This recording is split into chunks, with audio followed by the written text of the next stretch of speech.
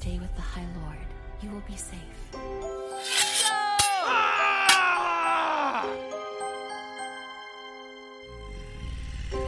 Humans have no say in the law of dragons.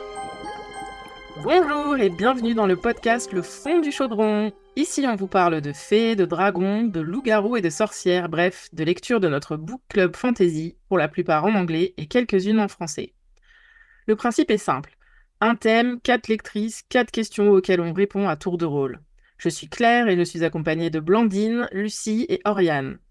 Lucie nous alimente en fanfic, en TikTok, en review sous forme d'étoiles. Véritable book goblin, elle est toujours prête à phosphorer et à rigoler sur les traductions anglais-français. C'est notre spécialiste pop culture, Harry Potter et Taylor Swift. Hello Lucie! Salut! Oriane ne dort pas beaucoup et lit plus vite que son ombre. Elle a lu tout le Massverse en l'équivalent de 15 jours en commençant par ACOTAR. Elle fait des classements de book boyfriends et de smut et elle est toujours partante pour un buddy read. Salut Oriane! Salut!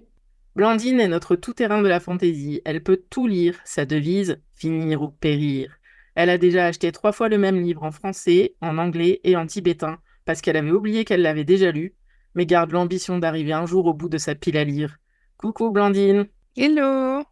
Quant à moi, mes comparses me qualifient de mastermind, première sur le pont des théories alambiquées, étayées, élaborées. J'ai déjà lu 4 fois le livre dont on va parler aujourd'hui, et j'aime particulièrement quand les personnages souffrent. Le thème de cet épisode, c'est le tome 1 de la série The Empyrean, écrite par Rebecca Yarros et sortie en 2023, c'est-à-dire Fourth Wing. Avant d'enchaîner avec nos questions, c'est quoi Fourth Wing? Oriane, tu nous expliques un peu? Grave! Fourth Wing, c'est un livre qui est paru aux États-Unis en mai 2023, donc c'est super récent. On considère qu'il s'adresse à un public qu'on va qualifier de young adult à new adult, dans la mesure où il contient des scènes de sexe explicites. Donc attention, Fourth Wing n'est pas un livre de littérature jeunesse. C'est un livre de commande qui vient de la maison d'édition qui s'appelle Red Towers Book à Rebecca Yarros. Alors Yarros, à la base, c'est une écrivaine de romance. Elle n'est pas à ses débuts parce qu'elle a déjà fait paraître plus de 20 titres, dont très exactement 0 qu'on a lu en dehors de The Empyrean, et surtout 0 qui sont en rapport avec la fantasy.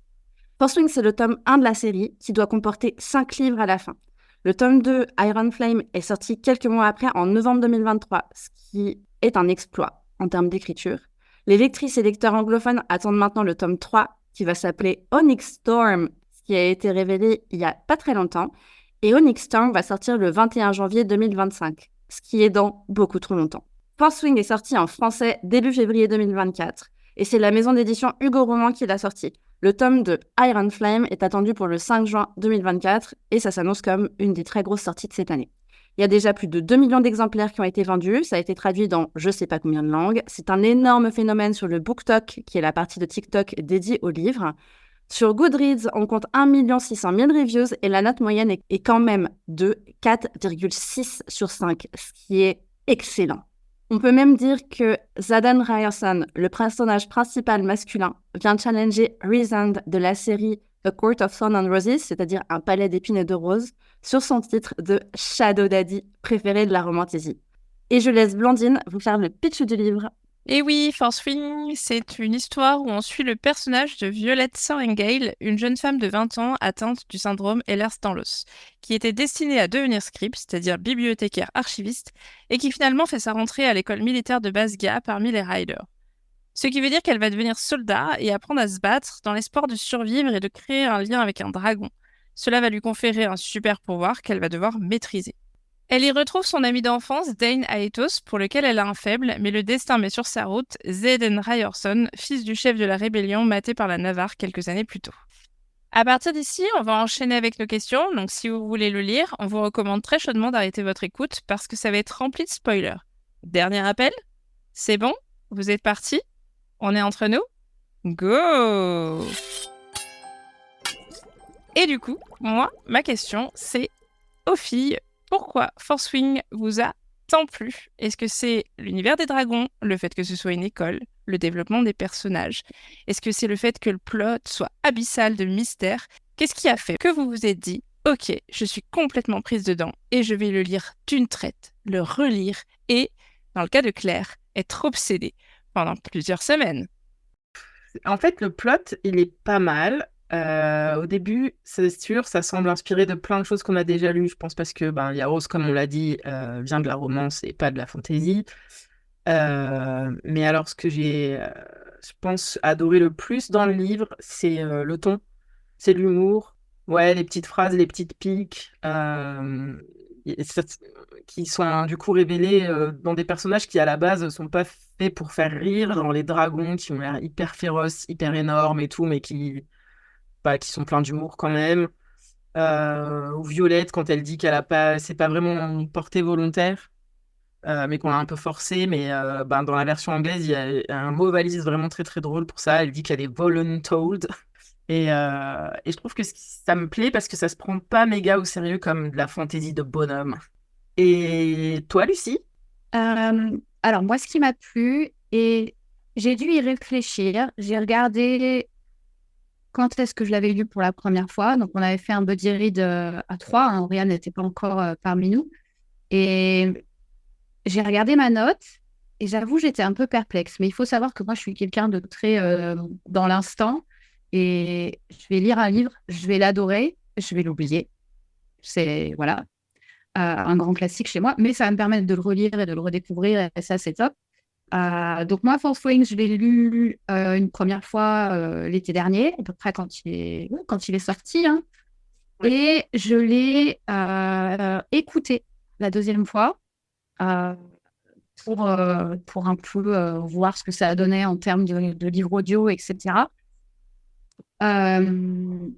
J'étais étonnée de lui avoir mis une aussi bonne note sur ma première lecture parce que j'étais moins convaincue sur la partie audio. Mais avec le recul, je me dis ce que j'aimais. Effectivement, l'intrigue n'est pas des plus originales.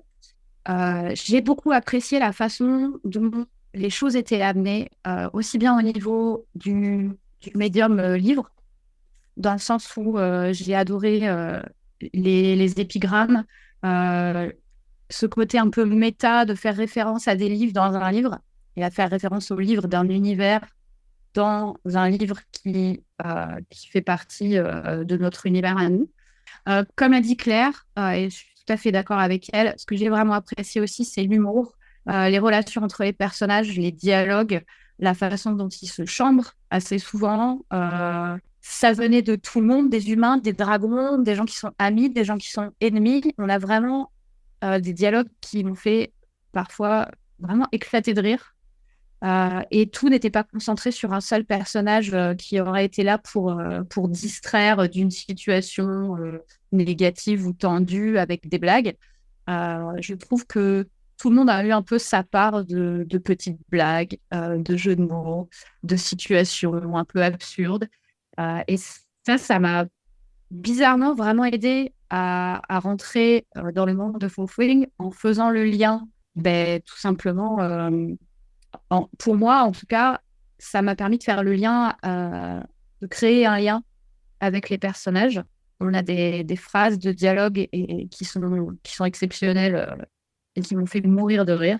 Ça compense une intrigue qui, même si je la trouve plutôt correcte, elle nous permet aussi de réfléchir à des tas de théories, à creuser dans tous les chapitres et les épigrammes, essayer de faire se croiser des choses pour essayer de comprendre ce qui va se passer dans les 3 prochains livres. Il y a aussi le côté, je pense, de l'avoir lu en même temps que vous, d'avoir pu en discuter, d'avoir vu les réactions de tout le monde sur Internet. Et c'est ça que j'ai trouvé génial. Et je l'ai aussi retrouvé quand le livre est sorti en français et que le public s'est élargi d'un coup. Il y a vraiment ce côté où c'était quelque chose de très choral. Aussi bien, le livre était très choral. Je trouve que même si on a le point de vue de Violette, on a aussi tous les autres personnages qui transparaissent, qui ont beaucoup de substance.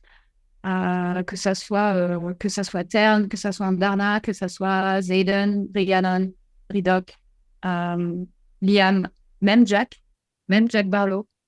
Voilà, ils ont une substance, ils ont un rôle, ils sont pas là pour faire de la figuration.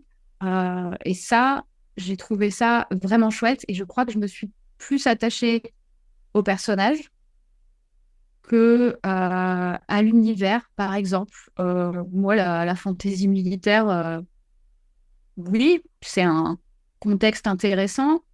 Les écoles de dragon ou de magie, on a bouffé pas mal depuis quelques années. Et c'est vraiment la façon dont Rebecca Yarros a écrit les personnages. Je les aime tous, même s'il y en a qui ont énormément de défauts, mais il y en a qu'on adore détester. Et ça, c'est génial, en fait, d'arriver à créer des émotions comme ça sur des personnages de fiction. Donc voilà, moi, c'est vraiment les personnages, les répliques. Relire Fourth Wing, c'est vraiment comme re-regarder un film qu'on adore et dont on commence à connaître toutes les répliques, de pouvoir intégrer ces répliques dans sa vie de tous les jours. Voilà, c'était un vrai bonheur à voir ce qui va arriver dans les prochains tomes. Donc, je ne sais pas ce que vous en pensez, Oriane. Bah, avant de donner ma réponse sur ce que j'ai trouvé vraiment cool et qui prend dans Fourth Wing, moi, je voudrais rebondir sur une partie très précise de la question de Blandine. Quand tu demandes à quel moment tu réalises que tu es complètement prise dedans et que tu vas lire d'une traite et être obsédée par ça, etc. Moi, ça m'arrive pas. C'est-à-dire que je lis et puis à un moment, je lève la tête, je vois qu'il est 3h30 du matin et je suis dans la merde. Tu réalises pas. Très concrètement, c'est ça qui m'arrive. Et c'est vraiment très exactement ce qui m'est arrivé sur Fourth Wing. C'est que je me retrouve vraiment catapultée dedans. Et ça active un mode de lecture stupide, compulsif. Et ça, c'est un truc qui se décrète pas à l'avance. Je peux pas savoir en regardant un livre que celui-là, il va me faire ça et celui-là, il va pas me le faire. C'est impossible. Après, moi, je trouve que ce qui fait que Fourth Wing marche particulièrement bien, bon, en dehors du côté un peu... Pour moi, il y a quand même une part un peu mystérieuse de... Tu prends des ingrédients, tu les mets ensemble et ta mayonnaise, elle prend ou elle prend pas. Et en partie, je pense que Fourth Wing, c'est ça, parce qu'il y a plein de choses qu'on a déjà vues par ailleurs, plein de tropes, donc c'est-à-dire ces schémas qu'on retrouve régulièrement dans les livres, qui sont présents dans Fourth Wing, mais qu'on a déjà vus exploités de plein de manières différentes dans plein d'autres livres. Et en fait, il y a quelque chose qui est un peu de l'ordre de la magie, quand d'un coup, paf, ça fait des chocs à pic-pep. Moi, après, je trouve que dans les trucs qui sont particulièrement efficaces, il y a effectivement le style d'écriture qui a un côté très parlé, qui fait qu'on est un peu sans filtre. Le point de vue première personne, évidemment, parce que tout est raconté à la première personne, donc du singulier, du point de vue de Violette la plupart du temps, même s'il y a quelques chapitres qui sont du point de vue de Xaden. Et après, le personnage de Violette en lui-même, je pense vraiment que c'est la recette parfaite pour les lectrices dans notre style, parce que quelle meilleure héroïne tu peux imaginer pour des meufs qui passent leur temps à lire des livres qu'une meuf qui aurait dû être scribe. La ficelle, elle est énorme, mais on va pas se mentir, elle est extrêmement efficace. On l'a retrouvée ailleurs, hein, il y en a d'autres. Après, moi, je suis peut-être un petit peu moins sévère que vous sur la partie intrigue, c'est-à-dire que je trouve que y a quand même beaucoup de jalons qui sont posés dans Fourth Wing, où tu sens que il va y avoir la matière pour monter quelque chose de vraiment assez costaud. J'ai adoré, comme toi, Lucie, les épigraphes qui donnent plein de petites infos par-ci, par-là. Moi, j'adore. Je veux dire, j'arrive complètement à oublier quand je lis les épigraphes que c'est Rebecca Yarros qui les a écrites aussi. Tu vois, moi, je les lis et je suis là, mais oui, bien sûr, c'est le codex, ça, tout à fait. Non, le codex n'existe pas vraiment, Ariane. Et je trouve qu'à cette vraie intrigue s'ajoute une vraie romance. Et moi, je ne vais pas mentir, une vraie romance, ça m'accroche vraiment très bien. Et je trouve que la romance entre Xaden et Violette, elle est chef kiss. Vraiment, masterclass, génial. Le petit point de vue de Xaden à la fin où t'es là genre « Ah, en fait, c'était lui qui était tombé amoureux le premier. Ah !» Moi, j'ai pas été obsédée par Fourth Wing comme vous avez pu l'être pendant plusieurs semaines à base de je vais le relire et je vais relire des morceaux, etc. À tel point que très clairement, je n'ai commencé à le lire une deuxième fois que pour préparer ce podcast, hein. Donc voilà. Force est de constater qu'il coche beaucoup de cases hyper cool qu'on aime en fantasy. Il y a des animaux mythiques, les dragons. Il y a de l'aventure. Il y a une intrigue politique et je suis désolée, je rejoins Oriane sur le sujet. Je trouve que l'intrigue politique est quand même pas dégueu et que ça amène plein de mystères et de se demander où est-ce que ça va nous mener ensuite. Il a un ennemi vraiment méchant et pas forcément celui qu'on croit. Et il y a de l'amour, bien évidemment, et il y a du sexe. Donc, il a des défauts, bien évidemment. C'est quand même un bon page-turner, comme on dit. C'est un livre qui se lit vraiment facilement. Et je suis un... Lucie et moi, on se ressemble beaucoup sur le sujet. On va lire des livres et on va...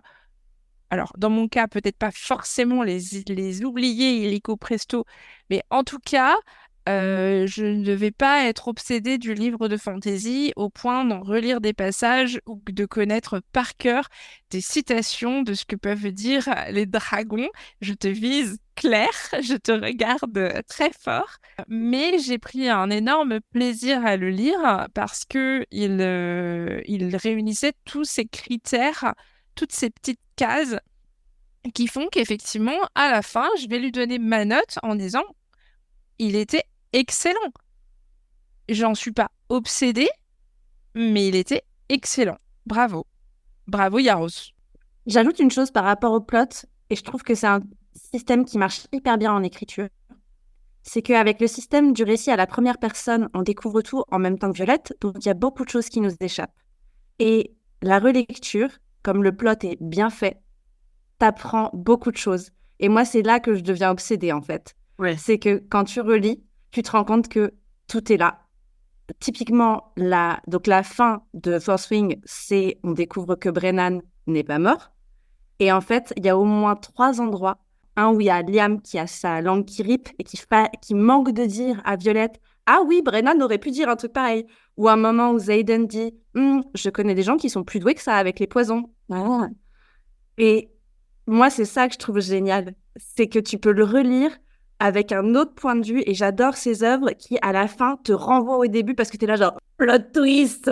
Le fait d'avoir commencé à le relire pour le podcast, justement, du coup, c'était hyper reposant finalement, bizarrement, entre guillemets, parce que j'avais pas d'enjeu de absolument le lire. Alors moi, je suis une lectrice compulsive, c'est-à-dire que je vais lire très très vite sur un temps très très court et oublier aussi sec quasiment ce que j'ai lu, ou pas forcément aussi sec, mais en tout cas, je vais être tellement compulsive que je vais pas forcément attraper tout de suite toutes les causes et conséquences justement de l'intrigue. Et le fait de le relire une deuxième fois pour le podcast, je me suis dit, waouh, en fait, il est beaucoup plus riche et profond, entre guillemets, que à ma première lecture, parce que je n'ai plus cette compulsion de vouloir connaître la fin du livre tout de suite. Je n'ai plus cette espèce d'urgence de, voilà, je veux savoir la fin maintenant. Et du coup, j'ai appris à beaucoup plus apprécier l'intrigue et les personnages. Et ça m'a fait quelque part beaucoup de bien. Et c'était très reposant de le relire avec ce recul-là. Tu voulais ajouter quelque chose, Lucie? Oui, alors moi je suis d'accord avec vous deux.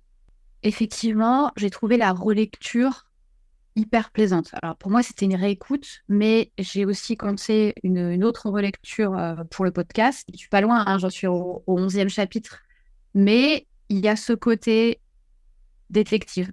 En particulier, puisque toutes les 4 on a lu le 2e tome, et Rebecca Yarros l'a dit, il y a des choses qui sont dans les 2 premiers tomes, toutes qui sont reliées. Il y a des choses qu'on peut déjà anticiper qui arrivent dans le 2e tome, et du coup, c'est encore plus un plaisir de relire Fourth Wing après avoir lu Iron Flame. Et je pense vraiment que on n'est plus dans ce rush exactement de il faut que je finisse le livre parce que c'est ma première lecture et j'ai envie d'en parler et tout le monde dit c'est génial, donc moi aussi j'ai envie de trouver ça génial. Ça va le refaire hein, avec le 3e tome en janvier, quand on va lire Onyx Storm, on va être au taquet et on va rater plein de choses. Mais effectivement, comme Violette rate des choses quand elle vit cette aventure, ça permet vraiment de nous mettre à égalité avec elle. Et ce qui fait que les plot twists, enfin, moi, parfois, je les vois arriver. Dans Fourth Wing, j'ai rien vu arriver. Vraiment, à la fin, j'étais là. J'ai fait les têtes qu'on fait, genre, what the fuck? Mind blown, tous les gifs de tête qui explosent et tout. Et après, j'étais ce gif de la meuf qui fait des maths, là, parce que j'étais là, ok, qu'est-ce que j'ai raté? j'ai envie d'aller chercher tous les trucs. J'allais voir toutes les théories sur Internet. Et j'étais là, est-ce que je suis d'accord, est-ce que je suis pas d'accord et tout ça. Et la relecture, effectivement, est vraiment un plaisir parce on découvre et on redécouvre des subtilités. Alors, ok, c'est pas le livre du siècle, mais c'est tellement un kiff. C'est quelque chose qui se lit tellement facilement, tout en étant quand même pas non plus, on va dire, monocouche sur des tas de caractéristiques. Que là, même cette troisième lecture, j'étais à fond. Claire, tu voulais ajouter quelque chose? Oui, juste très vite, en écoutant ce que tu disais, je repensais qu'effectivement, le rythme du roman, c'est quelque chose qui m'a énormément plu, parce que comme vous toutes, je pense, je me suis retrouvée aussi à 3 heures du matin dans mon lit, alors que je travaillais le lendemain, à ne pas vouloir poser le livre, parce que je voulais trop savoir ce qui allait se passer, parce que elle a fait en sorte que dans chaque chapitre, même quand il y a des moments pas de tension intense, incroyable, il se passe des choses, on apprend des choses qui sont utiles à l'intrigue. Et du coup, j'ai découvert en moi un mécanisme que j'appelle économiser un livre. C'est-à-dire quand tu veux trop savoir ce qui va se passer dans ton livre, mais qu'à un moment, tu te forces quand même à le poser pour pas le lire en 3 minutes parce qu'après, tu sais que tu vas être désœuvré, le livre est fini et c'est comme quand tu as fini une saison incroyable d'une série et tu sais plus quoi faire de ta vie une fois qu'elle est terminée. Du coup, ça m'amène à ma question pour vous, qui est quel est l'arc que vous attendez le plus de voir se développer dans la suite, c'est-à-dire dans Iron Flame et dans même les tomes qui suivront. Quelle est la partie de l'intrigue que vous voulez le plus voir se développer? Blandine? Alors, je suis pas sûre que vous soyez d'accord avec moi. Moi, l'arc que j'attends le plus, c'est l'arc de rédemption de Dane. Du coup, comme j'ai lu le livre une deuxième fois pour préparer le podcast, et je pense qu'en vérité, on lui a fait beaucoup de tort. Faut pas oublier qu'il a une seule année de plus que Violette. C'est un gamin de 21 ans. Il n'est pas fini. Il est encore énormément sous l'influence de Popa et des figures d'autorité de façon générale. Et il est très maladroit dans ses rapports avec Violette, mais intrinsèquement, il n'a pas un mauvais fond. Et en plus, il se fait larguer ou il largue Violette un peu par dépit et tout pour qu'elle puisse aller se taper Xaden. Enfin, voilà, du coup, c'est un truc pas super propre et moi, j'attends beaucoup de son arc de rédemption. Je suis désolée, c'est la seule chose qui me fait tenir pour la suite, c'est de me dire, est-ce qu'on va rendre justice à ce pauvre gamin qui, oui, a fait des erreurs, qui, oui, est pas très propre dans plein de trucs, mais il grandit. Et en vrai, à la relecture, en tout cas, autant à la première lecture, j'étais beaucoup plus en mode, oh, quel sale type. À la relecture, je suis un peu en mode ça va aller, mon petit bonhomme, ça va bien se passer. Mais Blandine, il dit quand même à Violette, avant qu'elle parte à Atvine, tu vas me manquer. Il sait qu'elle va mourir. Je sais pas quoi il sait pas, il sait pas, Il il doit sait avoir pas. des infos. Oui, oui, il le sait. Et c'est écrit Non. noir sur blanc. Non, je... Ouais, mais il parle sur le coup de la D'accord. colère parce que comme il a lu dans ses Oui. pensées, il sait qu'elle préfère Xaden à lui et il est Mm. vexé. Donc, je pense que c'est plutôt sous le coup de l'émotion qu'il lui dit ça. C'est un gamin. C'est vrai. Ça, c'est vrai.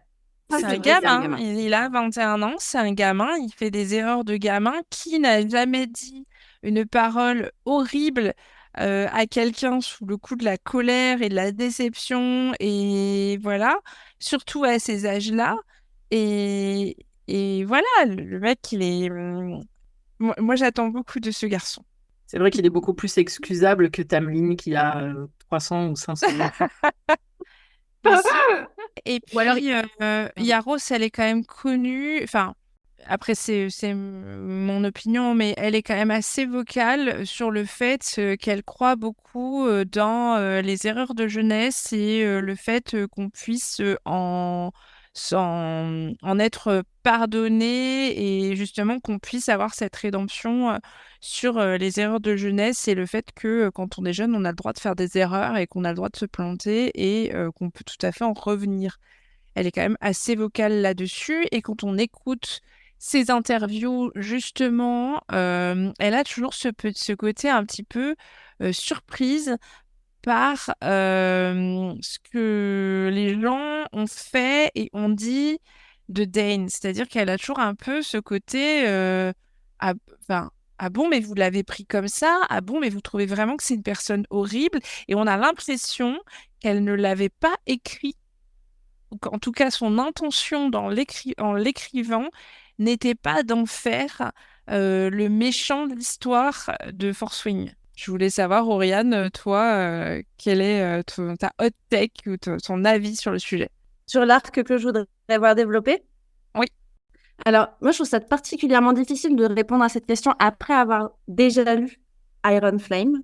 Parce que moi, à la fin de Force Wing, mon gros sujet, c'était genre, ok, c'est quoi le passé de Xaden? C'est quoi son futur? Qu'est-ce qu'il est en train de trifouiller à Aretia? Tu finis là-dessus et t'as évidemment besoin d'explications. Enfin, tu vois, c'est quoi cet énorme truc, quoi? Cette ville qui devait être rasée, eh ben en fait, elle l'est pas du tout. Bon. Non, moi, là, l'arc que j'ai envie de voir le plus se développer, en vrai, il y en a deux. Le premier, c'est je veux vraiment en savoir plus sur l'ancien rider de Tern. C'était quoi sa relation avec Brennan? Qu'est-ce qui s'est passé?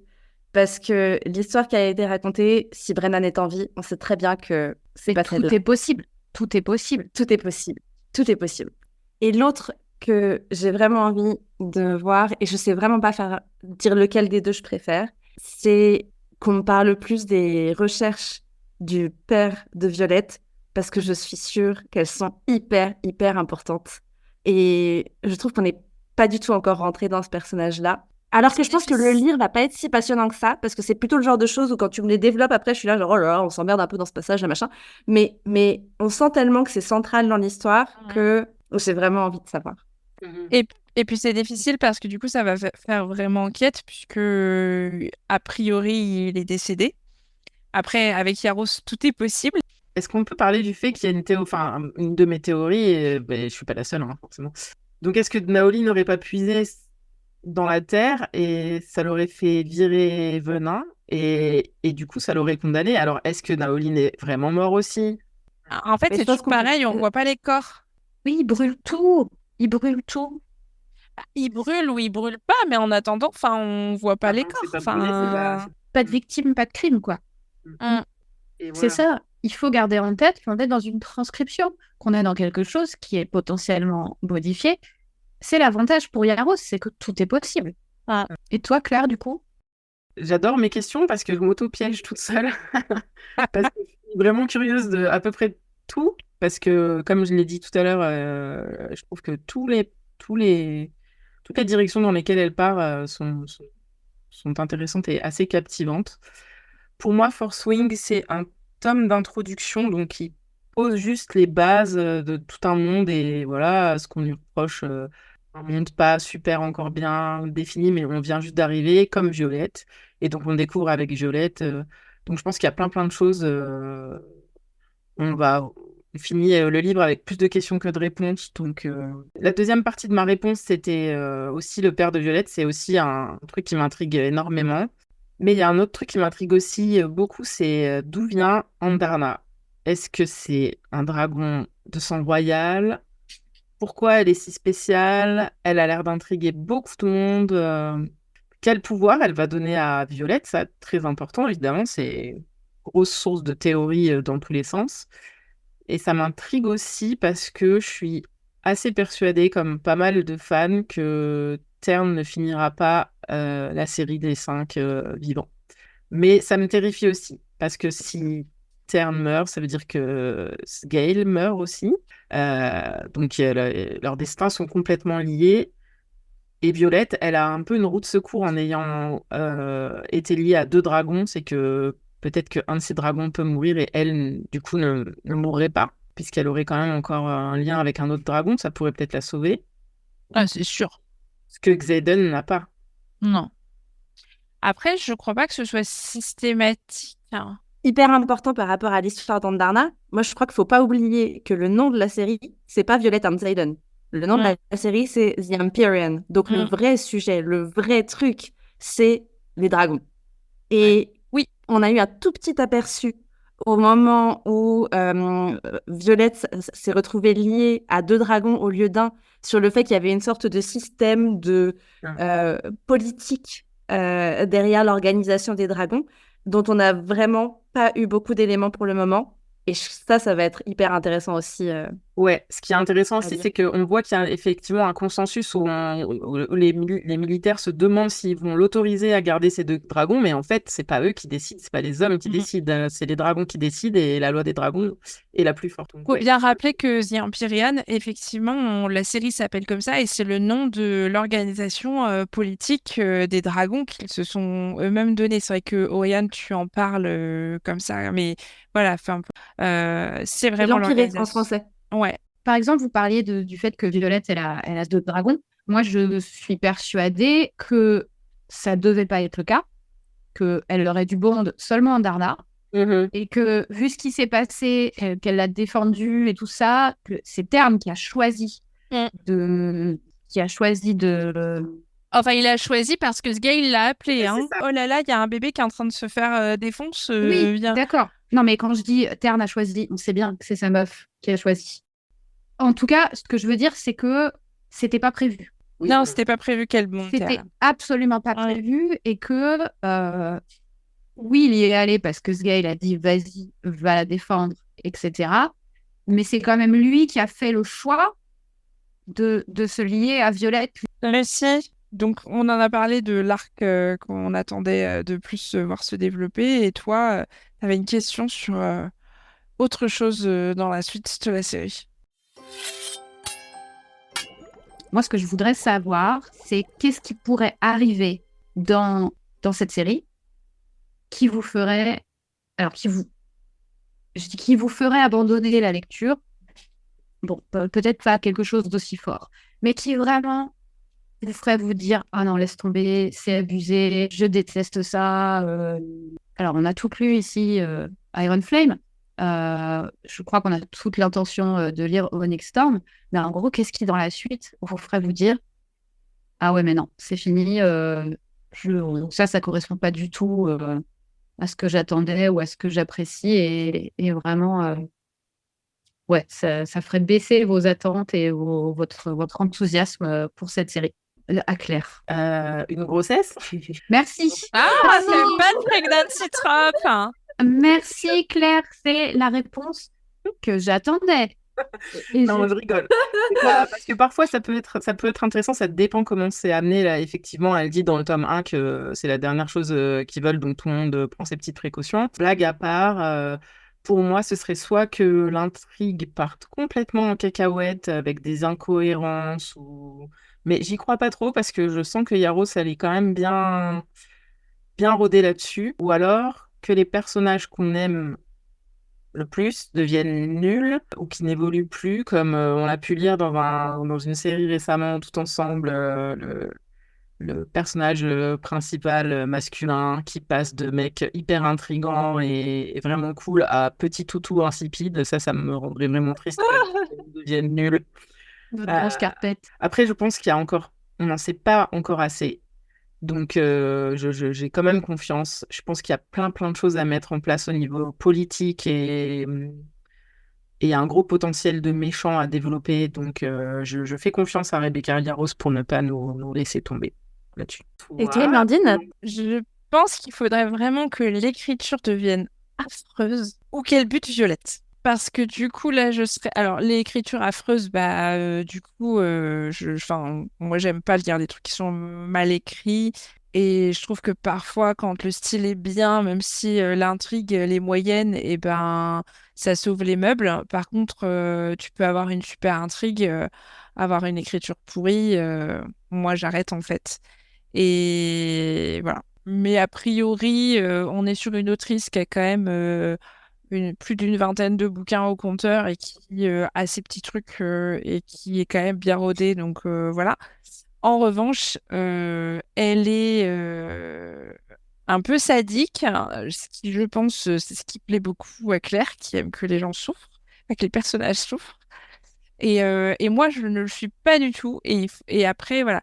Je pourrais tolérer d'autres morts de personnages principaux parce que je ne suis pas particulièrement sensible et que ça ouvrirait plein de portes si Xaden y meurt. Mais sachant que le livre est écrit à la première personne, si Violette elle meurt, voilà, ça me semblerait. Enfin là, je trouverais ça trop gros le changement et ça me ferait Un arrêter. Ouais, je changement pense. un changement de POV, quoi. Vraiment, Ouais, on bascule sur un autre personnage. ouais. Même Zayden, ça te... Non, ouais, non. Mais si c'est de façon en mode, en fait, la meuf, elle crève, et puis tout à coup, je sais pas, on a le point of view de Andarna ou de je ne sais pas qui d'autre, ou même de Jessina en mode, bon, bah moi, je vais vous raconter la fin. Bah non, enfin, ça m'intéresse pas. Père Castor. Ouais, c'est un peu ça, tu vois, genre. Moi, juste par rapport à ça, sans aller jusqu'à quelque chose d'aussi extrême que buter Violette et changer de POV, ambiance Game of Thrones, qui nous a tous laissés en PTSD, je pense que c'est ça le sujet. Tu aurais simplement une solution un peu moins radicale qui consisterait à développer d'autres points de vue dedans, jusqu'au moment où... Après, moi, je crois qu'il faut quand même rappeler un truc, c'est que la commande de départ de la maison d'édition, c'est une romantaisie, et le contrat de la romantaisie, c'est que c'est une romance et normalement, ça finit bien. Oui, mais quand C'est le contrat de la romance. tu peux remplacer une romance par une autre dans dans une même saga, hein. Je veux dire, ça finit bien, mais avec qui? C'est ça. Et puis, faut pas que ça finisse bien trop vite parce que quand tout va bien et qu'il est heureux et heureux beaucoup d'enfants, ça nous intéresse plus en vrai. Moi, je dis juste que dans le genre de la romance, il y a quand même un contrat avec la lectrice, je vais pas me faire chier à genre au masculin, qui est que il faut que ça se passe bien pour l'héroïne. Il peut se passer encore beaucoup de choses parce que encore 3 tomes, c'est beaucoup. Donc, ça laisserait totalement la possibilité de détricoter toute la relation qui a été installée avec Zayden, etc. Mais quand même, ça serait étonnant, je trouve, pour un livre dont le style, dans le genre assumé est en partie de la romance. Voilà. Un des pires trucs qui pourrait arriver, et ça va de pair avec la grossesse, c'est que il les marie, en fait. Alors, je sais pas si Violette, elle va finir sa licence sous CAPES par appel, là. Je sais pas, on ne sait pas, hein, est-ce qu'elle va nous faire une Harry Potter et pas faire sa dernière année? Peut-être. Mais je vois ce que tu veux dire parce qu'en plus, il est précisé que au sein du cursus, il n'est pas interdit, mais il n'est pas vraiment recommandé qu'ils développent des sentiments forts les uns pour les autres. Cependant, je crois qu'à ce moment-là, on nous dit que effectivement, c'est assez encouragé qu'ils se marient assez tôt après avoir fini leur formation, les riders, parce que des problèmes de Pour faire des enfants. assez courtes. Et oui, pour faire voilà, des enfants qui, eux, parce que deviendront souvent, c'est aussi dans des les gènes, riders. c'est ça. C'est que les bons riders font des enfants bons C'est riders. ça. C'est ça. Donc, c'est un Et, sujet de legacy et en même temps, comme ils ont une Exactement. espérance de vie très courte, il faut qu'ils s'y mettent très tôt. Mais c'est c'est ça. ça. Et Xaden a Mais on presque... peut parler de la régulation de la population, du coup, c'est-à-dire que les mecs sont en mode, ok, les scribes, ils ont le droit de se reproduire qu'au bout de 5 ans, mais les riders, c'est au bout de 3 ans, et enfin, il y a un sujet quand même On peut là-dessus. parler du fait que c'est encadré, ouais, c'est clair que c'est cinglé, cette espèce de C'est truc quand même d'encadrement de la... cinglé, c'est de la régulation de quand est-ce que tu as le droit de procréer, quoi. Ouais, j'ai le côté on les force un peu à procréer parce qu'il faut faire des enfants qui seront riders. Ça, je jette le bouquin par la fenêtre. Parce que il y a aussi ce côté où, alors, il n'y a eu aucune allusion, je crois, hein, à tout ça. On n'a pas un personnage qui déteste les enfants, ou qui dit jamais j'aurai d'enfants, machin. Ça, c'est encore pire.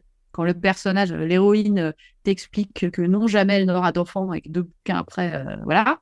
Ou alors, encore pire, elle est stérile et en fait, ah bah non, avec lui, ça fonctionne. Mais je Je pense suis que ravie de la maison. Yaro, c'est quand même assez moderne. Ça a beau être une army wife elle-même, donc une femme d'un mec de Militaire. l'armée, de militaire. Elle a beau avoir 6 gosses, etc. Elle a l'air quand même assez démocrate et assez... enfin, en tout cas, voilà, elle est pas progressiste. progressiste. Exactement, elle est progressiste. Ah oui, mais c'est pour ça, j'ai pas dit ce qui pourrait arriver et que vous pensez qu'il y a une chance d'arriver et qu'il vous fasse ces livres par la fenêtre. Je dis vraiment, Je crois pas du tout au progrès. moi à l'extrême. Pregnancy. Je pense pas non plus, mais c'est tellement quelque chose que je déteste que je me devais d'y faire référence. Mais du coup, Oriane, on ne sait pas, toi, qui te fera jeter le livre par la fenêtre? Honnêtement, pas grand-chose. J'ai pas la haine du pregnancy trope comme vous. J'ai pas de problème avec le pregnancy trope. Faut juste bien me Ça peut être l'amener. bien fait. Et là, on est dans un contexte de rébellion, de guerre, d'armée. Voilà. Mais c'est ça. Violette, elle est en Ça. formation pour devenir rider. Ça va aussi l'éloigner de cette trajectoire si tout d'un coup elle tombe enceinte. Mais c'est ça. Sinon, tu peux, C'est comme chevaucher monter à des cheval, dragons hein. en étant enceinte. Voilà. Buter Chevaucher un du- dragon, le du médecin, il va éclair. dire non. Hein. Voilà. Non, mais de toute façon, s'il y a pregnancy trope, ça sera probablement à un moment où Un épilogue. Oui, Your ce Game. sera une résolution. Et on passe à quelqu'un d'autre alors. quand elle aura... De toute façon, à Basgiat, il y a ce fertility suppressant, le suppresseur de fertilité, là où on sait pas trop bien ce que c'est, mais qui prennent tous, les filles, les garçons, tout le monde le prend. Donc, il peut pas y avoir de grossesse tant qu'elle est à Basgiat. Après, la question, c'est... Enfin, il y a quand même de bonnes chances, je pense, pour que Basgiat se pète complètement la gueule dans les prochains tomes, Oui, et que ça soit plus qu'un bon souvenir. bien Tu sûr. vois, d'ici... donc, voilà. Non, après, moi, j'étais en train de réfléchir à la question de Lucie, et je crois que j'ai vraiment une bonne tolérance, même quand les intrigues partent complètement en freestyle. Je veux dire, pour prendre 2 exemples un peu récents, je peux pas dire que j'ai été conquise, loin de là, par exemple, par le dernier tome de La Passe Miroir de Christelle Dabos, mais je l'ai quand même lu jusqu'au bout. Ouais, moi aussi. Oui, bah oui, parce qu'on veut savoir ce qui se Au passe. sûr, hein. Et même Crescent City.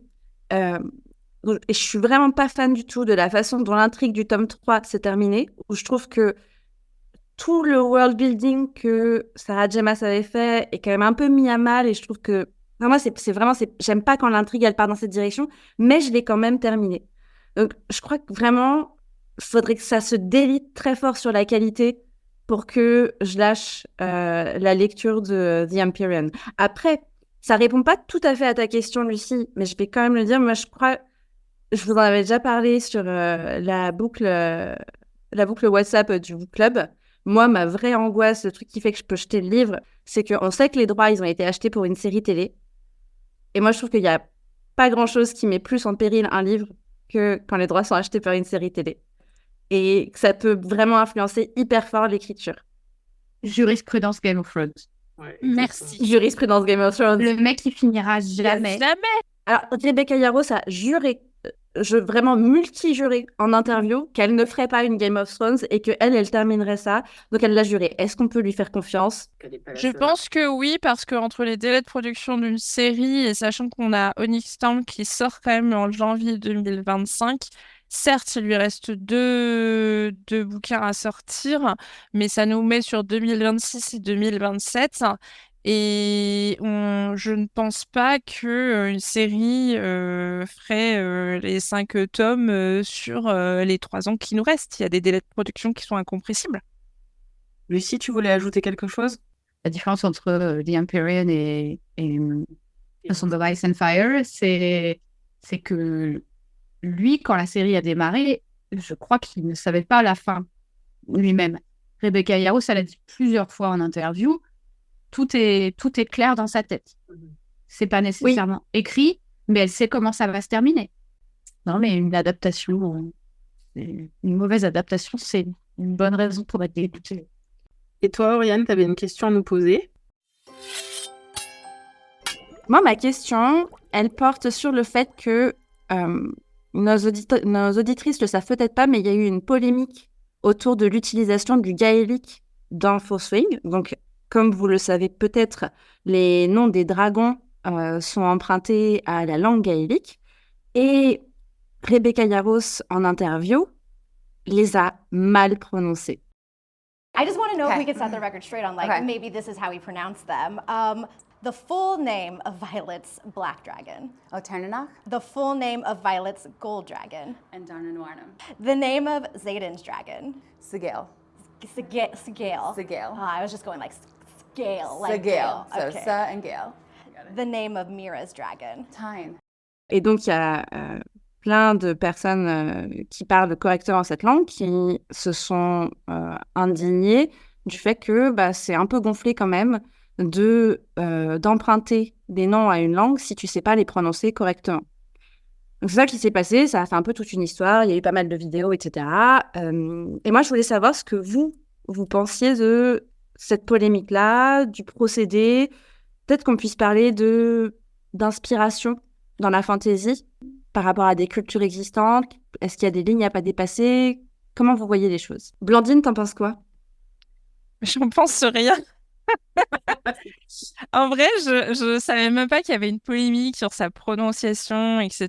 Moi, je suis tellement habituée à ce que les auteurs et les autrices de fantasy fassent n'importe quoi avec les langues, en prennent une, la retournent pour faire un espèce d'espéranto revisité, pas toujours super bien maîtrisé. Je trouve qu'elle a pas forcément fait dans le subtil. Bon, au moins, elle a pas fait un mélange de fond de frigo, quoi. Elle a pris des mots en gaélique et oui, elle a fait peut-être des traductions hyper littérales, enfin, tout ce que tu veux, mais voilà, elle a pas fait un truc qui était à rajouter des A ou des O pour faire un truc un peu fun ou un peu exotique. Et du coup, je suis pas sûre qu'on soit dans le manque de respect. Alors moi, je parle pas avec un accent anglais merveilleux, ça m'empêche pas de me faire comprendre. Elle a mal prononcé des mots en gaélique, enfin respirer par le nez, et elle fait connaître aussi, enfin, elle a aussi fait connaître la langue à plein de gens qui la connaissaient pas. Et qui se sont mis à googler des mots en gaélique pour trouver le sens caché derrière ces mots-là. Donc, je trouve pas ça, enfin, je trouve pas ça irrespectueux à proprement parler, et en tout cas pas plus que d'autres qui prennent de l'hébreu et le mélangent à l'espagnol, et puis hop, ça fait une nouvelle langue. Et toi, Lucie? Non, moi, c'est pas la question du respect. Moi, je pense elle est autrice, elle écrit. Le fait qu'elle les ait mal prononcés, c'est dommage, mais en soi, c'est pas très grave à mon sens. Par contre, le côté, je choisis d'utiliser une langue qui existe, et c'est un choix qui est conscient, puisque les traductions littérales des noms des dragons signifient énormément de choses dans ce bouquin. Et alors, déjà, moi, je pense que ce qui a amené les gens à faire des recherches sur la traduction et tout ça, c'est pas le fait qu'elle ait utilisé du gaélique, parce qu'à aucun moment c'est indiqué et que personnellement, je l'aurais pas reconnu comme ça. C'est vraiment cette vidéo qu'on va écouter de cette jeune femme qui justement fait remarquer la mauvaise prononciation, certes, mais surtout le fait que c'est volontaire ce choix, puisque c'est des petits indices sur des petites choses, d'ailleurs assez intéressantes. I'll start with the big one. Violet's dragon is called Tarnunach. Tarnunach. And in the book it's quite often shortened to Tarn. Tarn. There's also another dragon called Andarn Uram. Andarn Uram. And this is actually 3 words. Andarna Uram, which means the second honour. And in the book it's quite often shortened to Andarna. There are 3 other dragons that we're introduced to quite early on. I'm still not finished the book, please don't spoil it for me. And those are Amisher, which means weather, Chenya or Chena, which means fire, and Ka, which means battle. Moi, ce qui me gêne plus, c'est que cette erreur de prononciation, c'est pas celle de Rebecca Yarros qui me gêne, c'est celle qu'on retrouve dans la version audio du bouquin. Et là, je trouve que c'est un manque de respect, dans le sens où tu écris quelque chose, que tu utilises n'importe quel langage, c'est à l'écrit. Je dis pas qu'il faut faire comme justement, on en revient à Game of Thrones, inventer des langues du haut-valyrien et compagnie, inventer toute une grammaire. On n'avait pas Tolkien qui était lui linguiste et qui a inventé. Et c'est merveilleux et c'est absolument passionnant et moi je trouve ça génial. Mais c'est aussi un choix et je trouve que c'est très bien de le faire, de choisir une langue qui est existante. Mais dans ce cas-là, il faut aller jusqu'au bout. Et là, sur la version audio, la narratrice c'est très bien, mais effectivement, il y a des mots gaéliques qui sont mal prononcés. Je trouve ça dommage parce que, alors moi j'écris pas, mais je me dis si je choisis une langue à utiliser et qui est avec raison, enfin, moi je trouve ça super. Ça permet de donner de la visibilité, etc. Ben, dans ce cas-là, faut le faire correctement quand tu fais faire la version audio de ton bouquin. Et c'est ça c'est ça qui m'attriste. Après, franchement, le soufflet, il est vite retombé. Voilà, il faut bien qu'elle explique comment elle prononce les noms de ses personnages dans sa tête. Hein. Elle a le droit de s'approprier quelque chose aussi. Oui, Blandine. Tu crois qu'elle a une prise quelconque sur la façon dont le livre audio est raconté et la prononciation? Bon, je pense qu'elle a aucune prise. Elle a vendu les droits. Les Non. mecs ils font ce qu'ils veulent et elle regarde rien. Hein. J'y connais rien en termes de loi. Est-ce qu'elle a vendu les droits, etc. Je sais pas du tout comment ça fonctionne. Si quelqu'un sait, je serais ravie d'apprendre. Mais j'aurais pensé qu'on aurait pu traiter le gaélique dans ce cadre-là comme un langage inventé dont tu parlais, et on a des bouquins qui ont des glossaires avec des prononciations. Hein. Donc, je pense que c'était faisable. Après, est-ce que quelqu'un a posé la question, mais trop tard les prononciations sont pas trop complexes, je trouve, pas absurdes. Ça change pas grand-chose pour nous qui parlons pas cette langue à la base, évidemment. Mais c'est vrai que pour les gens concernés, bon, c'est un petit peu dommage. Après, voilà, je trouve que ça a été monté en chantilly très vite. Le fait qu'elle l'ait mal prononcé, on fait tous des erreurs, et ce qui est important, c'est la communication. Et toi, Claire, qu'est-ce que tu penses de cette histoire?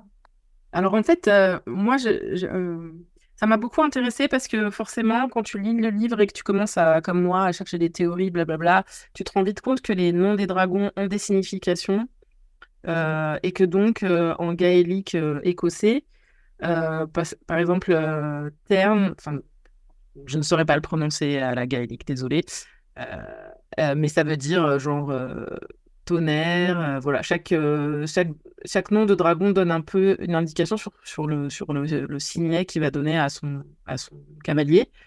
Et Ce qui par ailleurs est pas cohérent parce que ça n'était pas parce que c'est le pas tonnerre. c'est intrinsèque au rider et pas vraiment au dragon. En Voilà. fait. Un dragon qui a plusieurs riders va donner des pouvoirs différents. Voilà.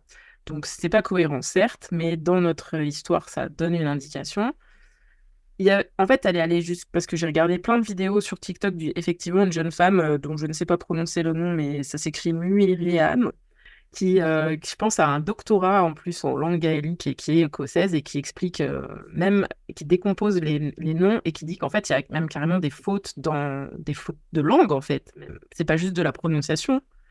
Par exemple, basse Giat, elle décompose ça en basse et Giat et ça veut dire l'aile de la mort.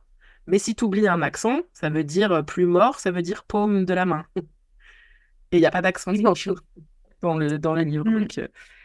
Donc en fait, moi, je lui jette pas vraiment la pierre parce que c'est l'autrice. Et ok, elle a sûrement un devoir de recherche. Et en plus, Yaros a dit qu'elle avait des ancêtres écossais. Donc c'est vraiment ballot. Et ses ancêtres doivent un peu se retourner dans leur tombe. Dommage. Mais derrière elle, il y a une maison d'édition et franchement, la maison d'édition aurait pu payer un spécialiste pour faire une relecture et discuter avec elle. Et c'est là que, en fait, ouais, c'est facile de s'en prendre à l'auteur, mais derrière elle, il y a quand même une grosse machine. Il y a plusieurs relectures. Ils ont peut-être voulu sortir les livres trop vite.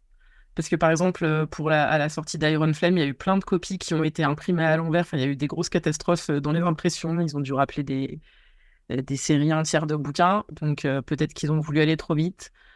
Mais c'est dommage de faire aller au détriment de la qualité quand même. Moi, je pense en partie qu'un des sujets, c'est aussi qu'ils ont été un peu dépassés par le succès de Fourth Wing. C'est-à-dire que ça a été relu comme un livre normal de Rebecca Yarros, et le livre de Rebecca Yarros, qui visiblement fonctionne bien, il n'y a pas de problème. Il n'y en a aucun qui avait été un tel hit, rien qui est vraiment au niveau de Fourth Wing. Donc, je pense qu'ils ont été en partie aussi dépassés par ça. Ouais, mais l'amour du travail bien fait, il n'est pas là, moi, je trouve. C'est ça, en fait, que je reproche. Et donc, toujours, encore une fois, mon reproche n'est pas vraiment pour elle, mais pour sa maison d'édition. Moi, je suis un peu plus réservée que vous. Alors, j'ai entendu l'argument d'Yaros sur le fait que... Alors, la première chose, c'est que je trouve qu'elle a quand même extrêmement bien réagi aussi. Et il faut le dire, il faut le mettre à son crédit, qui est qu'elle a quand même immédiatement présenté des excuses, qu'elle a pris des cours de gaélique littéralement après. Et donc, je trouve qu'elle a été hyper respectueuse à ce niveau-là. J'ai rien à redire. Après, je trouve que ça pose quand même une vraie question de c'est quoi le matériau d'origine en tant qu'auteur dont tu te saisis pour construire ton monde imaginaire. Et oui, s'inspirer d'une langue, pourquoi pas. Là, je crois que c'est quand même un peu trop littéral aussi là-dedans. Enfin, je sais pas. Moi, je trouve qu'à un moment, les questions d'appropriation culturelle, elles méritent d'être posées parce que c'est de ça qu'il s'agit. Elle est venue piocher dans une culture qui est une culture quand même plutôt minorisée. Je connais pas assez bien l'histoire des gens qui parlent cette langue, mais on n'est quand même pas sur une culture mainstream et majoritaire, etc., dominante. Donc, je trouve que c'est quand même à prendre avec des précautions. Si moi, j'étais de cette culture-là, l'avoir utilisée de cette manière-là par quelqu'un qui ne maîtrise pas tout, je suis pas sûre que ça me ravirait totalement. Enfin, voilà, je trouve que c'est une question qui est difficile à répondre à plein de niveaux, mais je suis pas forcément d'accord avec vous sur le fait que ça engage pas l'autrice. Moi, je trouve que ça l'engage. Je trouve qu'il y a aussi, l'imagination, la créativité, c'est un champ infini. Donc, tu pourrais aussi assez simplement aller piocher ailleurs, inventer tes trucs. Enfin, voilà, c'est aussi dans les options, en fait. Et je trouve que c'est pas négligeable parce que tous ces noms-là, ils donnent vraiment une identité particulière au monde qu'elle crée. Et je vous dis ça tout en étant clairement de l'équipe des gens qui préfèrent quand l'univers d'un monde, même de fantasy, se raccroche à des choses existantes parce que ça me fait rentrer plus vite dans le monde, tout simplement. Moi, je suis très cliente des univers qui viennent se raccrocher à d'autres cultures, etc. Et pour un peu que ce soit bien présenté, bien traité et tout, vas-y, moi, tout de suite, ça te cale l'ambiance. Je trouve ça hyper immersif, hyper efficace, en fait, comme moyen de rentrer dedans. Mais je trouve que c'est pas si simple d'y répondre, en fait. Je pense que si elle avait fait ça avec le français, on aurait été scandalisés. Décapité. Non, je pense pas parce qu'on n'est pas minorisé. D'accord. Claire, tu allais ajouter quelque chose? Non, mais en fait, je voulais juste dire que je comprends que les personnes qui parlent gaélique s'offusquent un peu de cette mauvaise utilisation parce que c'est quand même bien pratique pour les auteurs de fantasy, surtout d'aller tout le temps piocher dans le gaélique pour inventer des noms.